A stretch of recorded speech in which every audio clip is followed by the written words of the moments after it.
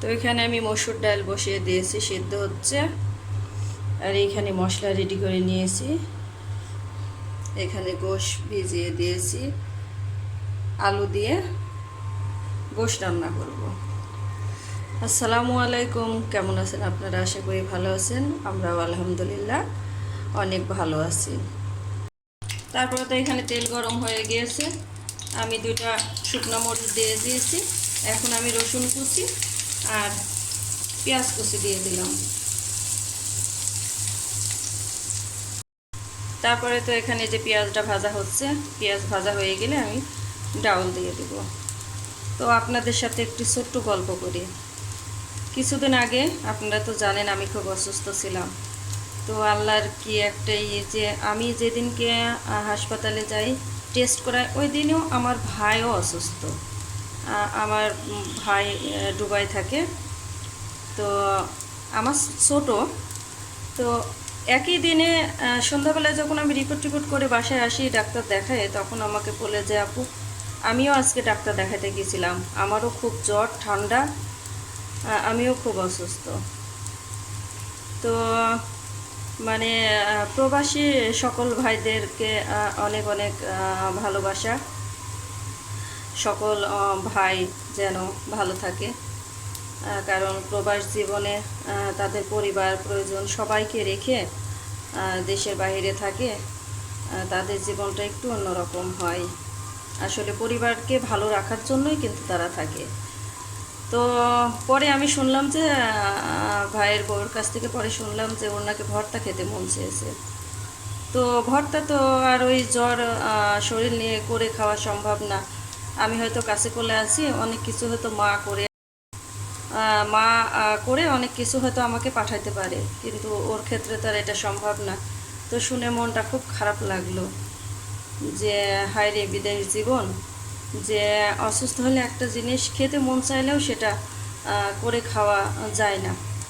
তো এটা আপনাদের সাথে শেয়ার করলাম। তো সকল প্রবাসী ভাইদেরকে অনেক অনেক দোয়া ও ভালোবাসা। আল্লাহ পাক যেন আপনাদের ভালো রাখে, সুস্থ রাখে এবং খুব সুন্দর রাখে, যেন সহি সালামতে আবার পরিবারের কাছে ফিরে আসতে পারেন।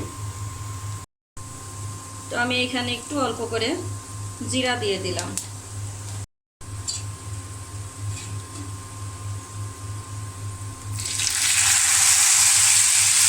এখানে আমি ডালটা দিয়ে দিলাম। তারপরে তো এখানে আমি গোশ কেটে ধুয়ে ভালো করে পরিষ্কার করে নিয়েছি। এখন আমি দিয়ে দিলাম পরিমাণ মতো হলুদের গুঁড়া। যে যতটুকু রান্না করবেন সেই অনুযায়ী মশলা দিয়ে নেবেন। ধনিয়া গুঁড়া,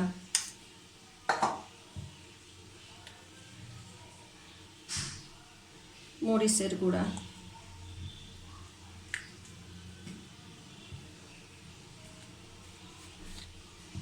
পরিমাণ মতো লবণ, আর এখানে হচ্ছে আদা বাটা, জিরা বাটা, রসুন বাটা, পেঁয়াজ, এলাচ, দারচিনি, লবঙ্গ, গোলমরিচ আর তেজপাতা।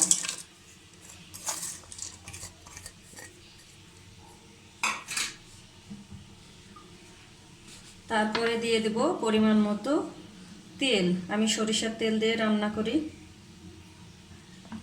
এবার আমি হাত দিয়ে ভালো করে মাখিয়ে নিব। খুব সহজভাবে দেখাচ্ছি, যদি যারা প্রবাসে আছে ভাইরা খুব সহজভাবে ঝটপট করে রান্নাটা করে নিতে পারেন। এবার মাখানো হয়ে গেলে আমি চুলায় বসিয়ে দেব।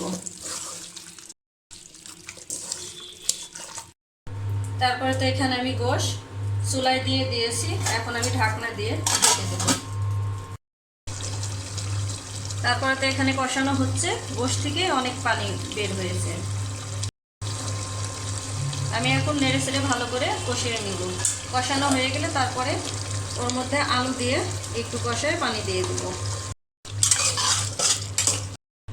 তারপরে তো এখানে আমি আর একটু অল্প করে পানি দিয়ে দিলাম, আমি আর একবার কষিয়ে নেব।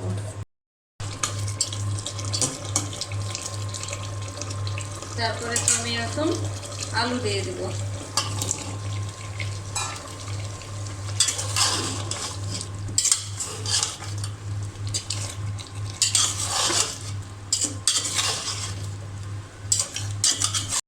কষানোটা হয়ে গিয়েছে, আমি এখন পানি দিয়ে দিব। একটু ঝোলঝোলই রাখবো কারণ আলু আছে তো।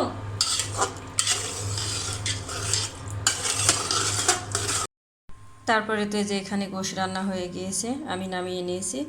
আমি একটু হালকা ঝোলই রেখেছি কারণ আলু আছে তো, একটু ঝোল রেখেছি।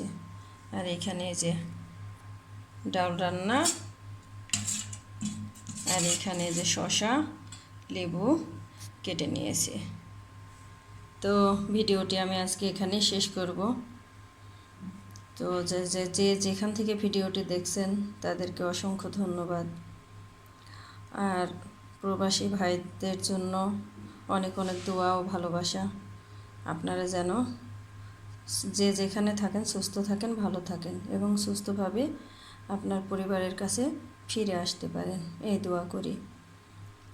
তো যদি ভিডিওটি ভালো লাগে আমার চ্যানেলটি সাবস্ক্রাইব করে দিবেন। আর হ্যাঁ, অবশ্যই একটা লাইক দিবেন আর সুন্দর সুন্দর কমেন্টস করবেন। আসসালামু আলাইকুম।